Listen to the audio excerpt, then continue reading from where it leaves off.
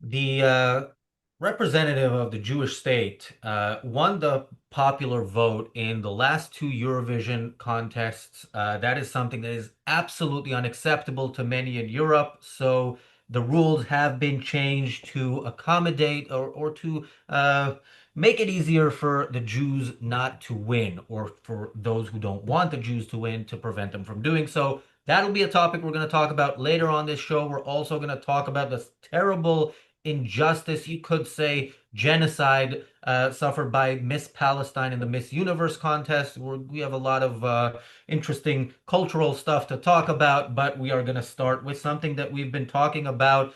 Uh, Unfortunately, a lot in the past 13 months. And I say unfortunately, I have said on this channel I'm a lifelong Maccabi Tel Aviv fan. I have been to hundreds, or certainly well over 100 games, including many, many abroad, including the match in Amsterdam last year. Last year, before and after the match, Maccabi Tel Aviv fans were attacked by essentially Islamist mobs in Amsterdam. Fans were thrown into the river. Fans were beaten up, lynched. And of course, immediately after, and the people doing the lynching filmed themselves saying, "We are going on a Jew hunt." The immediate response from the media was to say, well, they started it, the Jews started it because they sang a song that was offensive to Arabs, supposedly, and a fan also tore down a PLO flag from somebody's house. So why shouldn't they have been lynched? Now, that is now being used and has been used um, repeatedly, and it's been used specifically in Britain, specifically in the Islamic capital of Britain, in a sense, Birmingham, to prevent Maccabi Tel Aviv fans from coming to the match against Aston Villa earlier this month. This was the West Midlands Police officially deciding that Maccabi Tel Aviv fans will not be allowed in. Originally, they said it's because they can't protect the fans from the protesters. That alone should tell you the police isn't fit for purpose if they tell you we cannot defend civilians from those who say they will attack them. But the more this story unraveled, it turns that they got their information in part from the Hinra Job Foundation, which we've also covered on this channel, an organization that hunts down Jews who served in the IDF wherever they are. And they gave whatever information and is run by a former Hezbollah terrorist in Belgium right now. And yeah, so that's where the police got their information, the information they were acting on. And so we're going to talk about that on today's episode right now. Welcome to the reality show. I'm joined by Daniel Kraus and Nicholas Provenzo. Nicholas, your first thoughts on this, and can you imagine something similar happening in the US, at least at the moment, let's say? Well, yes, I experienced it firsthand. So it's classic heckler's veto. You have the threat of protest and violence being used as a cudgel against the innocent rather than beefing up security to protect the good. So that's inherently a problem. I think what happens is of course you have probably some undue sympathy and prejudice against Jews. So that's operating here. But I also think what may be equally in play is the fact that the police don't want to absorb the cost of providing the protection that you would need in order to secure a venue as large as a soccer stadium.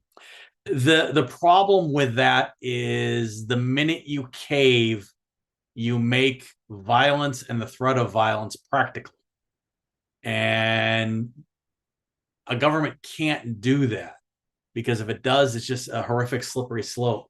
So it's one of those things where if I were living there, I would want to meet with the town council members and say, look, it's sink or swim here.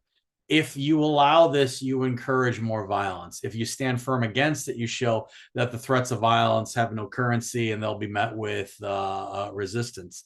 So I think it's absolutely important that if you're affected by this ban, you actually take a proactive step of talking to the political leadership in that community and making your position known. So it's time to be, an intellectual activist. If you're going to go to that game, or you would go to that game, Jewish, not Jewish, or whatever, you really can't tolerate your security being threatened by someone who's threatening to initiate violence.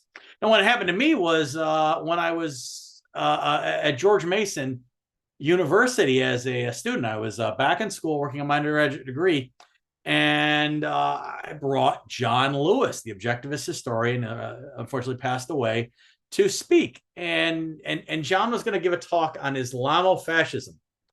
And what was interesting about his talk was he was quoting Islamists on the problem of Islamic tyranny. And that was his speech. And George Mason has a very strong Islamic community, very vocal leftist community, and they were up in arms. And this was mid 2000s or so. Absolutely out of control. They pressured the school to stomp down the venue. They took away the venue from us. We had to negotiate to get the venue back. And then when we got there, I've never seen so many police, and never so grateful that they were there, because John, as soft-spoken and gentlemanly as he was, probably would have been hung from a tree if the mob had its way. And but just to show how morally bankrupt the school was, they actually brought a university official onto the stage before John was allowed to speak, to thank the audience for their peaceful protest, given the vile things that John was going to say. And it was absolutely despicable, absolutely despicable. But we stood our ground. John was able to speak. It got national coverage. Got picked up. Chronicle of Higher Education. I think some of the cable news networks picked it up. As a classic case of the problem of free speech and the threat of a heckler's veto. And circling back to the instant case, anytime you have someone threatening a otherwise peaceful event, you can't tolerate it. And whatever it costs, you have to fight it. And if that means you're going to adjust your budget for the year and you're a police department and you're going to have to shuffle some funds, welcome to the world, because it is just as violent and just as despicable if someone's robbing banks or convenience stores or whatever. And you have to resist it the same way you would resist that threat. And so, it's disturbing, again, how Israelis, Jews are treated as second-class citizens because reasons. And here we are yet again. Yeah, Daniel, the job of the police when somebody makes a threat is to take that threat seriously and to go after the person making the threat, not to go after the people against whom the threat is made. But in the UK, that is not policy. So, Keir Starmer, his response to October 7th was to recognize the right of the people who did the massacre to a state. That was his reward for the terrorists. He when the fact that Maccabi fans were banned was announced, he spoke out against it. He even called it anti-Semitic. But when there was a terrorist attack in a synagogue a couple of months ago in Manchester, his response, and we talked about this, and I said this on the channel, his response was, "We will send police to Jewish neighborhoods to protect them." And my reaction on this show, as I said at the time, was this is the exact opposite of what should be done. If you want to stop terrorism, you send police not to synagogues, but to mosques. You send them in to, at the very least, look at the people who might actually be practicing Islamic ideology to its fullest. And I'll repeat the example I gave then. In America, you have an organization called NAMBLA, the North American Man-Boy Love Association, an organization that calls for the legalization of sexual relationships between grown men and children. They have a First Amendment protected right to say that. But the police has a job to protect citizens, and certainly children who can't protect themselves. And so you would want them to at least, say, okay, maybe some of the people who want to change the law in this direction are already living in the world they would like to see. The same, in my opinion, should be done when it comes to Islam. I'm not sure Nicholas agrees with me, but we'll hear from him after we hear from Daniel. Daniel, your thoughts on this story? Yeah, I mean that's the right thing. You know, maybe we can also put Jews in like special neighborhoods so we can like protect them more easily, or you know, put like Like numbers on ghetto, them. perhaps, right? Yeah, put numbers on them so we can, you know, if somebody gets lost, we can easily find them.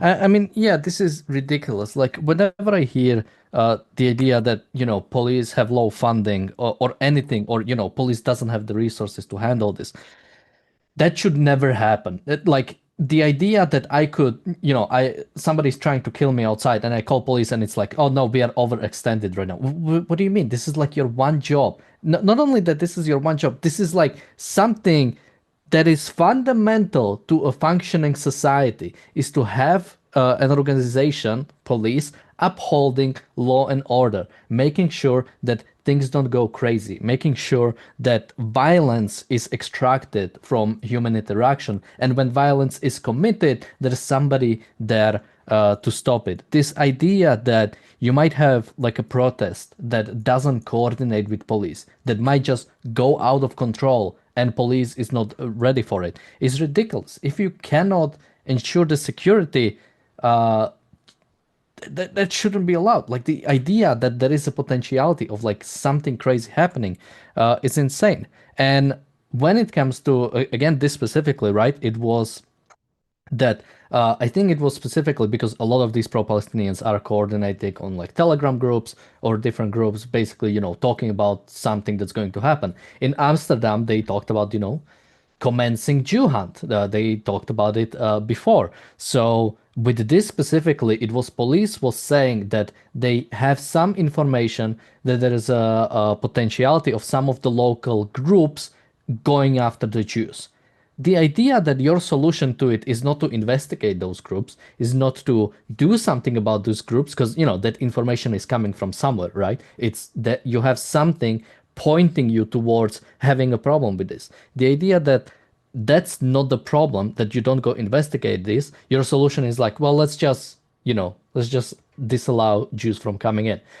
And what about next time? Like, at what point will you like investigate the groups that you are alleging that you know want to commit violence against certain populations? So yeah, this whole idea that it seems like we've given up on policing. You know, whenever I hear about like no-go zones in like European cities, what do you mean? Well, police should go there. Like this idea, like you cannot have like an area of your country or of your city where police is unable to function, where people are disallowed from going or people are discouraged from going in because, you know, police will not guarantee your security. Yeah, I mean the no-go areas in Britain, which, by the way, some people pretend they don't exist, they absolutely exist. These are areas the police won't go into regularly. It doesn't mean they wouldn't go into under any circumstances. I'm sure if there is actually, intel on an imminent attack, they will go with great forces. But these are not areas that police are present in regularly. And Keir Starmer's immediate response to the Manchester terrorist attack where, by the way, two people were murdered, was to say, we're going to send the police to where we know they're going to be safe, which is Jewish neighborhoods, rather than to where we know that the reason Jews aren't safe, that's where it's coming from. Yeah, that tells you something about the approach here. One of the regular trolls in the chat says that he is a donor to the Hin Rajab Foundation. I believe the same guy said a few days ago that he gave thousands to some other organization. So yeah, people, if you want to make serious money, the kind that you can throw thousands around, become a full-time troll of ARCUK. Apparently, it pays very, very Oh, well. my Where the favorite one. cash is, yeah. My favorite one was somebody said that they gave half of their money to AZAPAC, which was really funny because you can only donate $5,000 to political action committee. So, you know, kind of reveal there's You are, wait, what's a politically correct way? Very low net worth individual. Well, and let me tell you, yeah, the As a Pack episode was, I think, by this point, our most disliked episode ever, and all the comments are people saying they donated. Uh, not sure I believe all of them, but anyway, Susie says UK doesn't have a First Amendment. Isn't that the biggest factor as to why this is happening in the UK?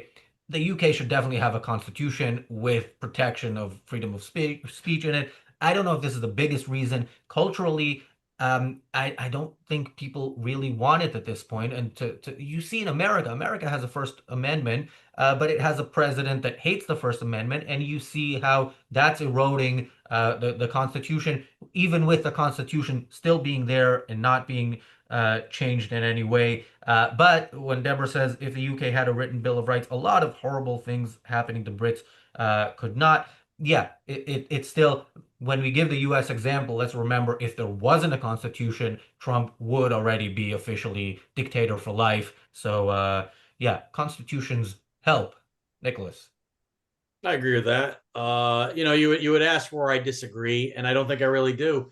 I think the problem in this case is you have it's beyond speech, so it's beyond the mere advocacy of Islam or something despicable about the Jews. And like you were saying before, our NAMBLA friends have a right to speech, but they also, raise a concern about whether or not they're actively engaging in abuse.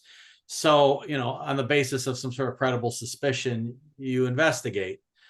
Here, you have terroristic threats quite plainly being issued. So that violates UK law. I think, just going on AI, you got Section 16, offenses against the person, Section 4, Public Order Act. So you have two acts that appear on the face to be violated here. So I would imagine that a proper government would be investigating, trying to track down who issued these threats. There's always the question of imminency. In the United States, you can issue a threat, and that's protected speech if the threat isn't imminent. It doesn't pertain to imminent violence. So you could speak about violence in the abstract. And I get why the courts in the U.S. did that. It makes a certain sense. Let's deal with real problems, not bloviating or non-concrete problems.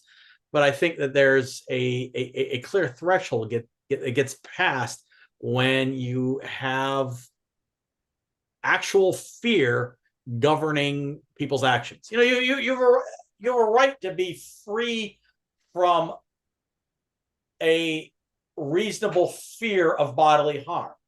Again, reasonableness. This isn't just, I'm, Mr. Milquetoast and I'm melting because, someone said nasty things about my race, creed, religion, lack of religion, whatever like that. That's one thing. But if you have a reasonable fear of imminent bodily harm, which a threat of violence at a soccer stadium, I think in today's day and age, when you've had massacres at public events here, there, and everywhere, it's entering into, at least if I were a police official, I'd be investigating. I'd want to know. And then I'd also be calling on the community in question. I mean, do all Muslims agree with this? And we'll argue there, yes, no, 95% support October 7th, whatever, we can split those numbers. But I would imagine that there are some who don't. And I would want to talk to them to find out, what do you know? What can you tell me? Where do you stand? And, start developing those relationships, that there's a civil law here that we're going to support, that being free from the fear of violence is an important virtue that we all must agree on. And I'd be making that case and see where it lands. Maybe it doesn't land at all. Maybe the culture's too far gone there. But maybe it does land. Maybe you do have allies that you didn't realize you had. And I'd want to develop that if possible by having good intelligence, by knowing what's going on the ground, by understanding my community and who the troublemakers are and who are the people who are willing to resist trouble, if any. Here, it just looks like a naked abdication. We're going to disallow the victim of a threat to participate in a public activity. And that should be repellent. And again, if I were in that community, If I live there, if I was going to go to the game, well, instead of going to the game, now I'm going to City Hall. And we're gonna sit with my council member. We're gonna talk about it, and I want to understand why you're tolerating this and how you think this is good for your community if you tolerate it, because I just don't see how it is. And so, you know, if there was going to be a charge for intellectual activism, it would be, this affects your life, your pursuit of happiness. You need to step up. And again, it doesn't matter whether you're Jewish or not. Just the fact that, you know, they're talking about creating a class of second-class citizens who aren't allowed to go to events because a threat's been issued to them. That's dangerous. That's dangerous territory for my freedom, because when's that going to come down on me? You know, non-Jew. You know, so it's just intolerable. And I really would encourage, you know, people in that community to step up and have the proactive meetings with the decision makers here, because they've clearly made a very bad, very wrong decision that's only going to invite more violence, more threats, and again, create a group of second-class citizens on the base of religious and cultural identity. I mean, Yeah, and how is that again, acceptable? this happening shortly after a terrorist attack in this country. And remember, you know, this terrorist attack was targeted at Jews. Previous terrorist attacks were not. You know, after the Ariana Grande concert, we didn't hear concerts being banned because concert goers are targets. After the multiple stabbing attacks in London Bridge and elsewhere in London, we didn't hear, you know, we're going to ban going out on a Friday night. This is specifically for this type of attack, And which that's what troubles the whole thing. That's what makes it so worse, is that yeah, you're it's literally blaming the, I mean, it's classic blaming the victim, blaming the attractive woman for being beautiful and putting herself at risk for rape, whatever like that. I mean, it's that level bad, and it only compounds the injury. So I really think, you know, again, that's where there has to be a certain accountability with the decision makers here. So you have to identify who are the decision makers. Like, who is the specific? Was it a police captain, a police chief? How is this policy formulated and promulgated? Where are the yeah, fingerprints there, so that, you know, well, wait a second, this is someone who's comfortable, basically. I don't even know, like, you know, like Daniel was talking about, putting Jews in the ghetto. I yeah. mean, how is that cool? How is that Identify, acceptable?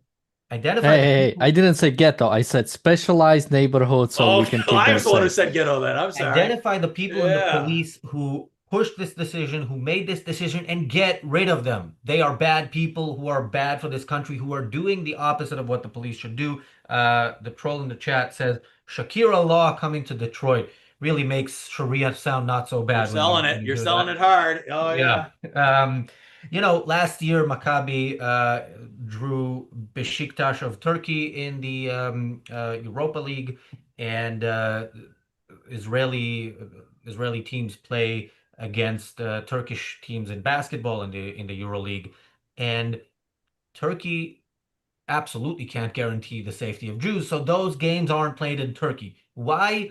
This is where UEFA is also a problem. Why was Britain allowed to say we don't allow Jews at games where they might be targeted, but we're still going to host the game? Why is it that this match still happened in Birmingham if Jews are officially not welcome in Birmingham, Yeah, Daniel? I mean, you'd think that if you felt like it was such an imminent and dangerous threat that you had to block a group, then why wouldn't you just cancel it outright? And again, even canceling it outright is outrageous, because it's cabling to a heckler's veto, to a threat of violence. And that's where, I mean, if you have to line the streets with police officers, if you got to run everybody through metal detectors or whatever like that to make a secure event, welcome to the world where people think that violence is a means of solving disagreements. Yeah. So I mean, what is a government there for but to institutionalize that very just response? Moody says, Razi, you know why? Because of the strength of Islam in the UK. No, because of the weakness of the government in dealing with that threat. Because if there's a threat, you deal with it, and if you don't, it grows. And this is the reason for the threat, for the strength of Islam in the UK. And it only gets way stronger in moments like this, Daniel. Yeah, I mean, you know, when it comes to fighting sort of the influence of Islamism, again, it might be tougher in the UK because of how much uh, y- you allowed it to basically flourish, how much you gave it, you can do whatever you want. And, having problems with it is Islamophobic.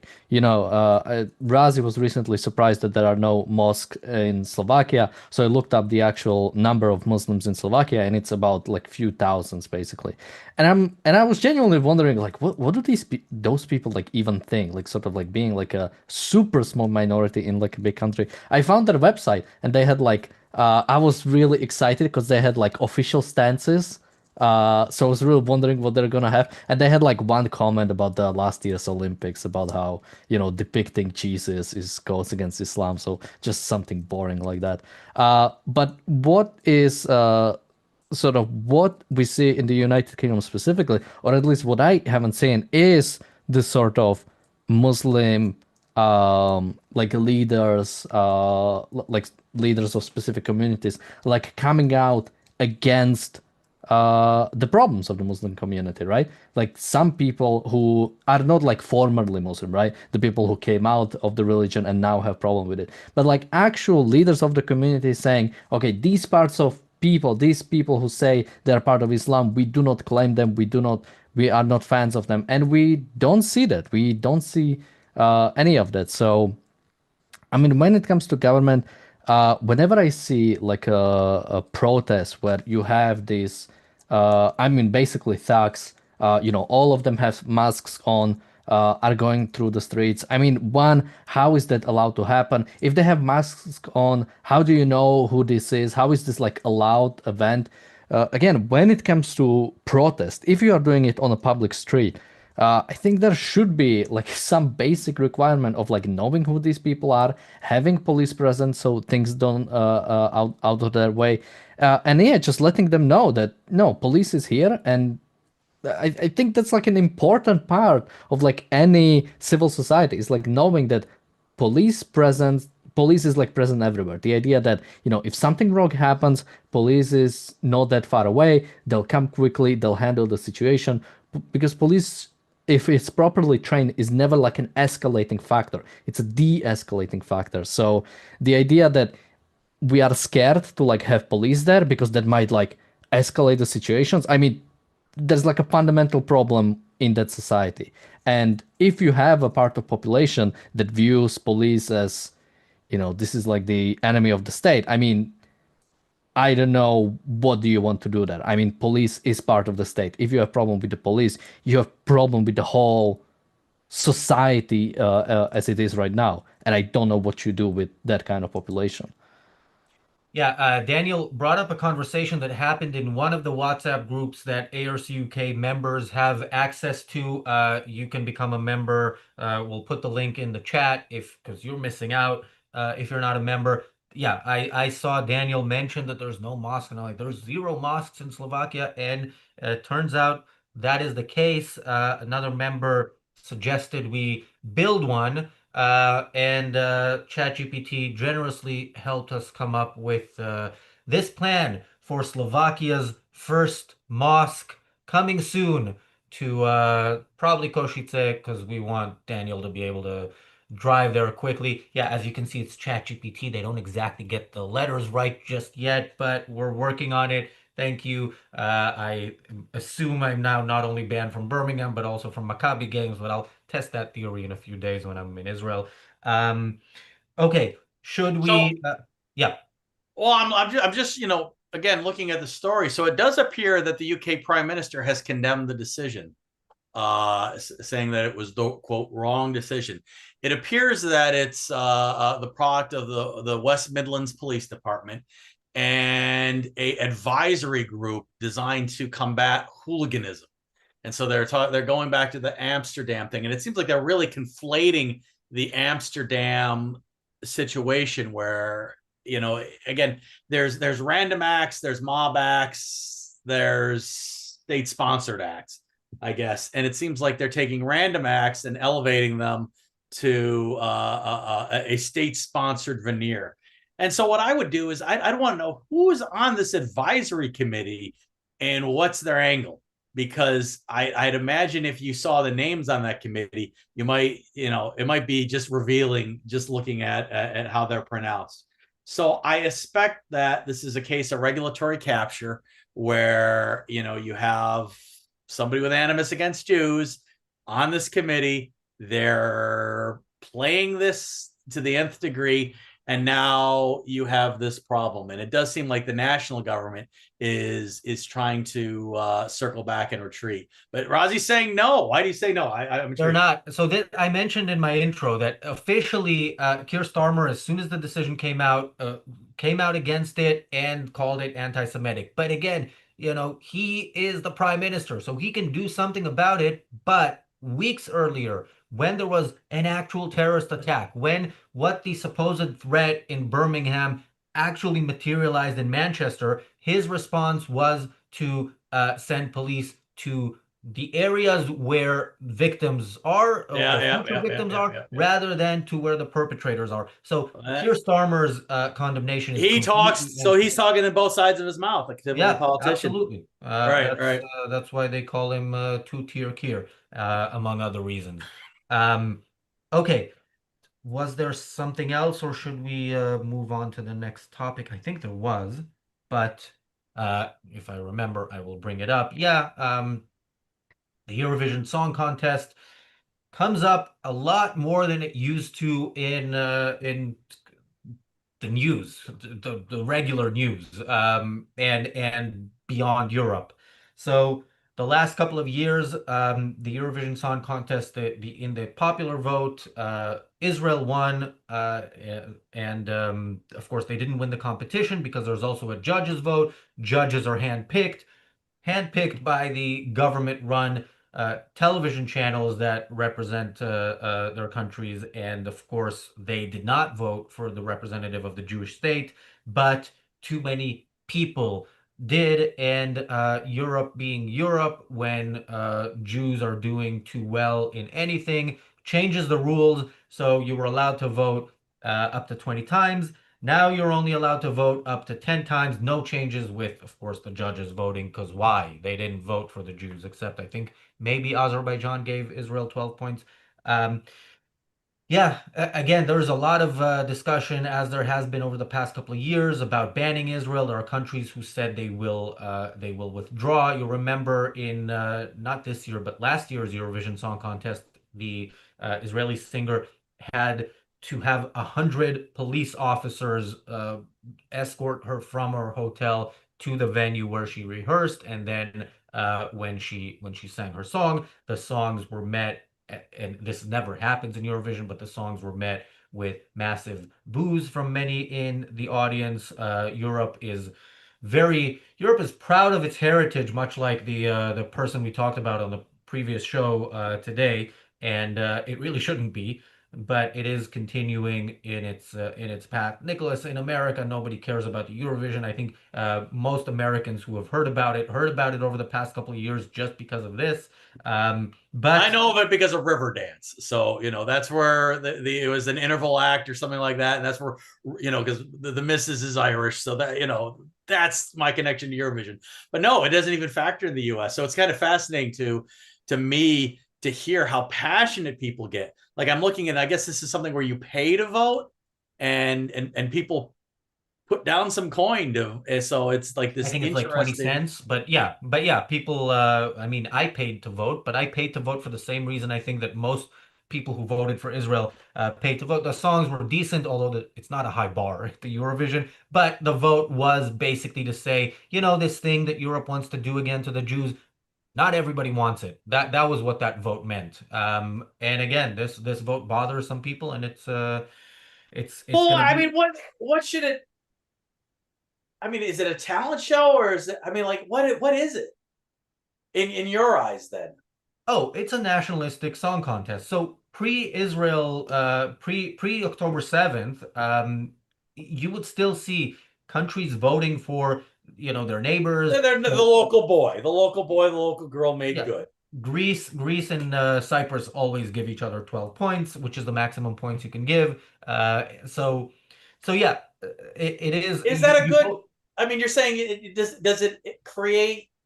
what does it create? Like, does it engender amazing talents? Is like a launch pad? I mean, I know Riverdance was a thing, and that, but that was it was an interval act. It was unexpected. I would assume that. I mean, explain to me like I'm an idiot, because there's just a part of me where like, how would you do it so that you actually respect the work that the artist put in? Well, different countries approach it differently. I know in Sweden it is like the biggest thing for them, and ABBA came out of the Eurovision, by the way. That's where they Okay, became famous. okay, But okay. in the UK, it's much more of a joke. And by the way, the UK also typically the UK entry is also somewhat of a joke. Historically, the UK is I don't know if they're the country that has reached last place most, but it's a frequent occurrence. And Were they the entering BBC. the cuisine category or something? Well, the BBC usually has a commentator who is really, really, sarcastic about every act, and in between them makes some comments, and I think that's why people watch it here. But yeah, it's a song contest. Again, the organization running it is the E was it what's the acronym, Danny? It's EBU, European yeah, Broadcasting EBU. EBU. Union. Okay, yeah, and that's government channels across Europe. Also, it's the state-sponsored TV. Yeah, So, yeah. okay, so it's just a hot mess. I mean, if you really think about it, because it's Yeah.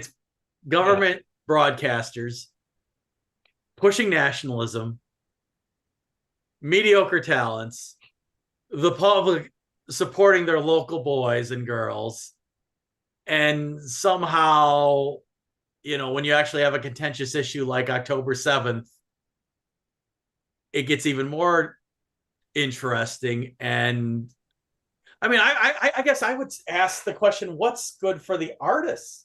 Like, what would be the objective way to recognize talent other than to say I see like the idea of a vote. When I listen to music, it's like I don't care what other people do. I like it. If 1,000 people like it as well and we all vote together, so often what? I like the artist. That's what matters to me, the connection that I have with it.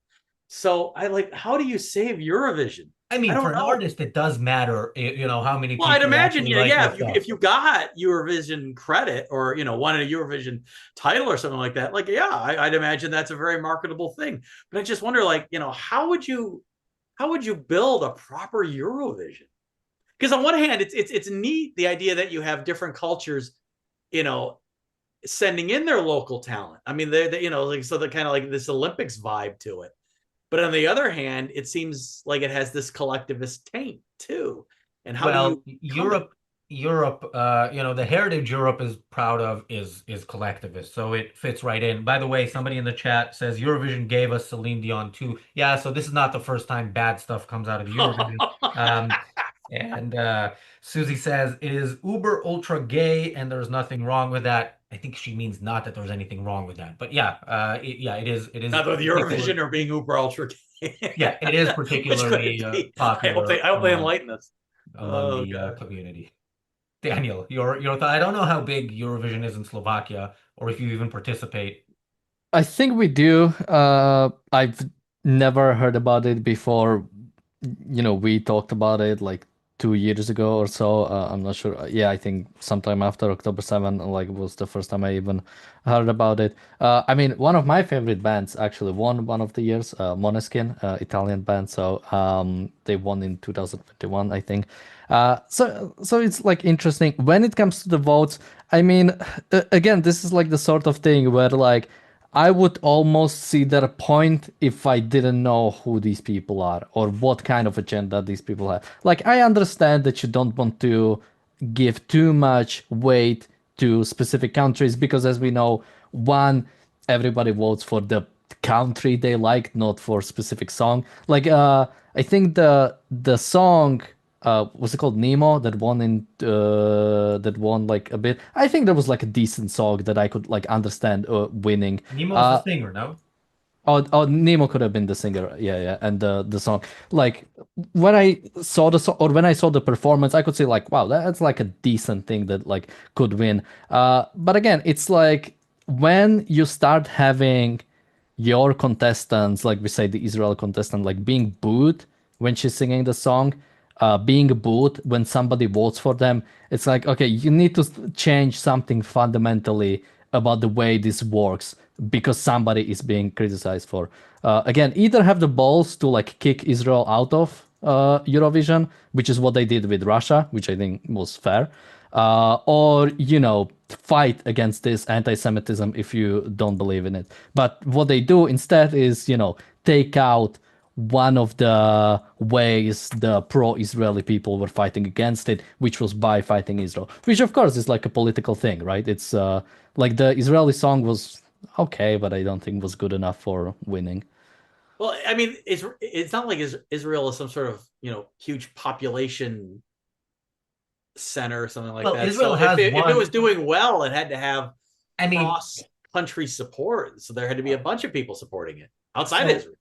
if population numbers matter, Israel wouldn't exist because the countries around it have higher populations that would have destroyed it. And by the way, historically, I think Israel won 4 times, if I'm not mistaken. People can correct me, and came in second or third a bunch of times. The last 2 years, it was second this year, I think, and third last, if I'm not mistaken. Think But something like yeah, that. Israel places high up because some again, you don't need to have a great song like the song, for example, that won in 2006 for Finland. Look it up, people. But because the bar usually isn't high, but yeah, it's Eurovision is part of the cultural barometer in a sense, and yeah, it's not looking good.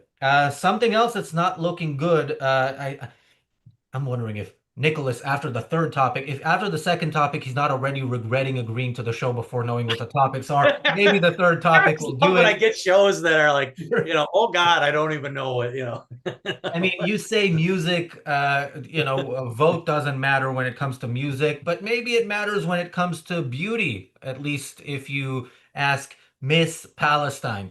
So much wrong with everything I just said. So let's listen to Miss Palestine talk about the terrible injustice she suffered, not in a hospital in Gaza, but in the Eurovision. Next topic in the Miss Universe uh, beauty pageant. Hi, everyone. I really want to address something very, very important. I'm someone that really stands for justice. I stand for what's right, and I will stand up for what I believe is wrong. And lately, I was leading in the voting category on the Miss Universe app for the most beautiful people. And it was the only category on the application that didn't close, and they didn't award anyone out of all of the other categories, even though the competition was over. I was leading it by far, and we only had maybe 30 minutes until the voting closes. And within 2 minutes, another contestant went up over 20,000 votes, which is very impossible to do unless there's more than one person voting. And it's not really realistic unless it's done internally. And I just find that this is very injustice. It's actually unjust that this was the only category still open, the one I'm leading. Anyways, the voting just closed, but I really had to say something. I have to stand up for myself, just like I stand up for other people. As a Palestinian woman, I will stand up for what's right. I will stand up for something that I see is wrong, whether it's for myself or for others. And this really feels not right. And I just want to make something very clear, which is that this is not about the award. I've gotten the biggest award. I've gotten the biggest crown. I've gotten the biggest prize by being Miss Palestine, by being the voice of my people, and everyone's voice that wants to speak up, that wants to see justice, that wants to see beauty and culture and all the beautiful things that I represented on the international stage. And so for me, I believe I'm already a winner, but when something does not seem right, it's a time where we have to speak up about it. All right, I don't know where to start, so I'll start somewhere. First of all, I'm waiting for the trolls in the chat to say that she's a white settler colonialist.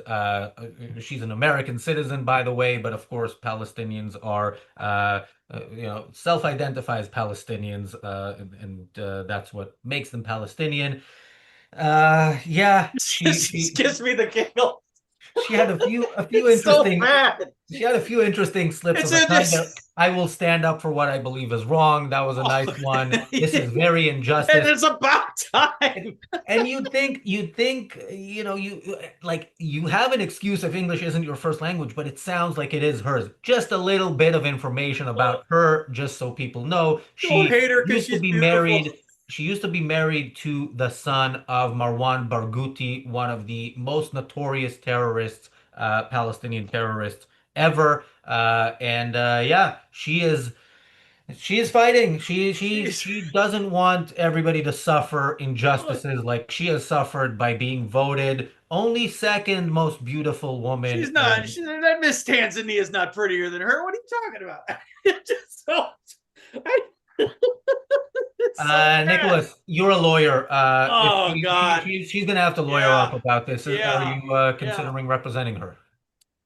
I think there's a statement in American law that the court isn't the place to resolve frivolities.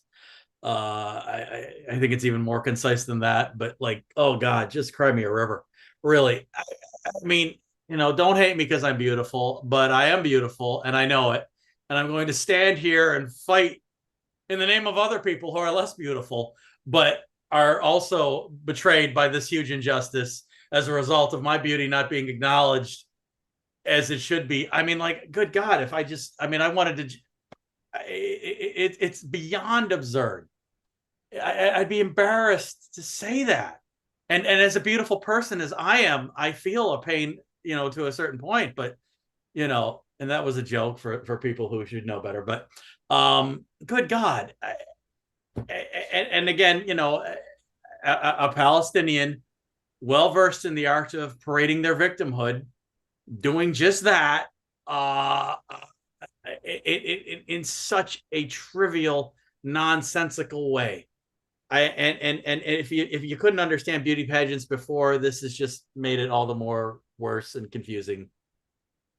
Yeah. Good. As you Um, saw, I just was overcome with a fit of laughter because it's just mortifying to watch an adult act it that is. way. It is, but I can't stop watching it. I mean, Well, because she's beautiful, Rosie. Come on now, no, you're captivated actually, and don't lie.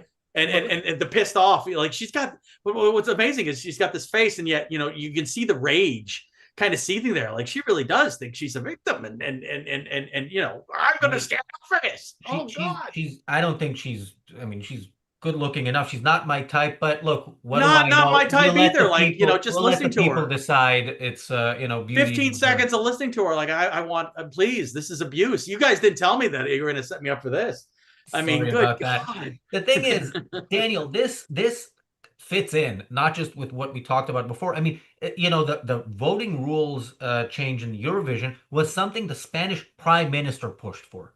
Like this goes, high up. So this woman didn't come up with anything ever in her entire life, and certainly not with the idea that she should speak out about injustice in this way, not in a parody, even though many of us look at it and say, is this real? But this is, she has been watching what people get away with pretending they're victims over for over 2 years, becoming more and more ridiculous. Like there is more and more unbelievably stupid crap that passes for victimhood if you claim that you're Palestinian and that you're the victim of the Jews. Isn't this just the next logical step, Daniel? And isn't this something we're going to look at in 2 years and say that was reasonable compared to what we have now?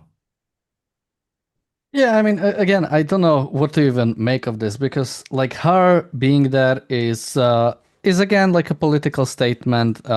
Even she, talks about carry the voice of the people who refuse to be silenced. The fact that Palestine is being involved is already problematic, but maybe they just go by the UN or whatever.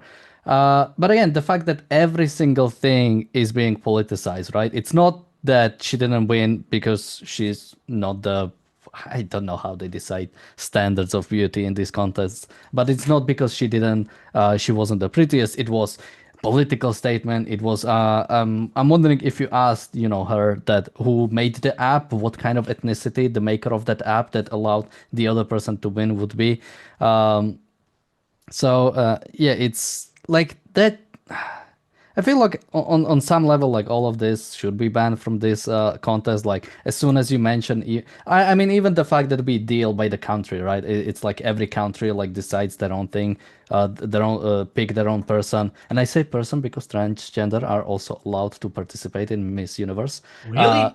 yeah, I think I just read it. Uh, but yeah, the fact that it's like every country is participating instead of just doing some kind of pool and then picking from them because some countries are gonna have either you know either gonna have more beautiful people depending on your standard or are gonna just have more people, right? If you have America of like over 300 million people, there's probably gonna be more contenders for the prettiest person in the world than the nation of Palestine with a few million. So uh generally, bringing politics into this, it's Well, I'm glad we have this, kind of automatic division of labor where I see something really stupid on Twitter and I'm like, let's talk about this. And that's all I need to do as far as I'm concerned. And then Daniel actually does the research and has some facts about the Miss Universe contest and who's allowed and who isn't. And then Nicholas thankfully doesn't leave in protest that we're even talking about this topic. But yeah, one thing I did see that was that she was Miss Universe in 2022, Miss Palestine in 2022. she was picked for Yeah, she was yeah. picked, but it wasn't in like a contest like you normally have, right? It wasn't in a beauty pageant. She was picked in the same way that the Palestinian president was picked or the North I Korean probably leader. And she couldn't participate since because of genocide or what have you. But yeah, I was going to say something about it being She was politicized. Miss Earthwater in 2022. It says here as part of the Miss Earth contest. She was a top 5 finisher, and that got her the water category, which is just I don't know what that means. I don't look at me, brother. I can't help you. Well, the thing about it being politicized, like I said, with Eurovision, I'm voting because I'm making a statement, even though I did think Israel's song was better than most. And again, I don't think that's a high bar. There is no doubt in my mind that people vote for Miss Palestine as a political statement. Maybe some do think she was the prettiest, but I'm sure many, many people vote because because of the word Palestine. Palestine. And yeah, the and more then that well, I mean, but again, how would you do it correctly? How would you fix it? I mean, if it's just tribal, if it's just tribalism at the end of the day, how do you yeah, do tribalism right? I mean, like Daniel said, if it's not actually from, country specific and there's some beauty pageant, I generally have an issue with beauty pageant. I don't think it's often the, necessarily prettiest women there. I don't understand the point of it, but there's a market for it. And, if that's what people like, I don't have to like it. But I do like this clip because it was funny and it gave us a nice Oh God, it was a nice funny. ending to the show. It was really funny. Parting I thoughts, didn't Nicholas. embarrass myself laughing because it was so funny. Parting thoughts, and where can people find you? I'm on Substack. I write for the Objective Standard. Working on some projects right now. And yeah, I think the big issue is just tolerating the heckler's veto. Can't do it. So I would encourage listeners, if they live in that area, they're affected, to talk to their local leaders and say, why are you doing this? And show them the right way, show them the path. Daniel, parting thoughts, and where can people find you? So apparently, trans women are allowed to compete since 2012, which it's kind of progressive from them.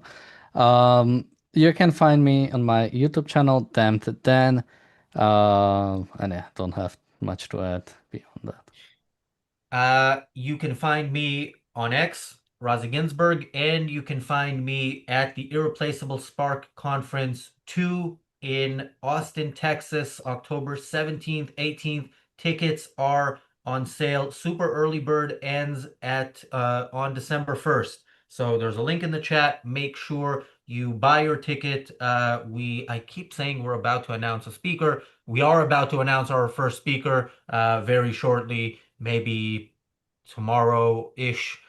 So stay tuned for that. You can sign up to our mailing list. That's free, and you will get an email when we announce the first speaker. And subsequent ones. So yeah, make sure you join us for that, and join us tomorrow when we're back on the Daily Objective and the reality show. Thanks, Nicholas. Thanks, Daniel. Thanks everybody for watching. We'll see you back here tomorrow. Have a good one.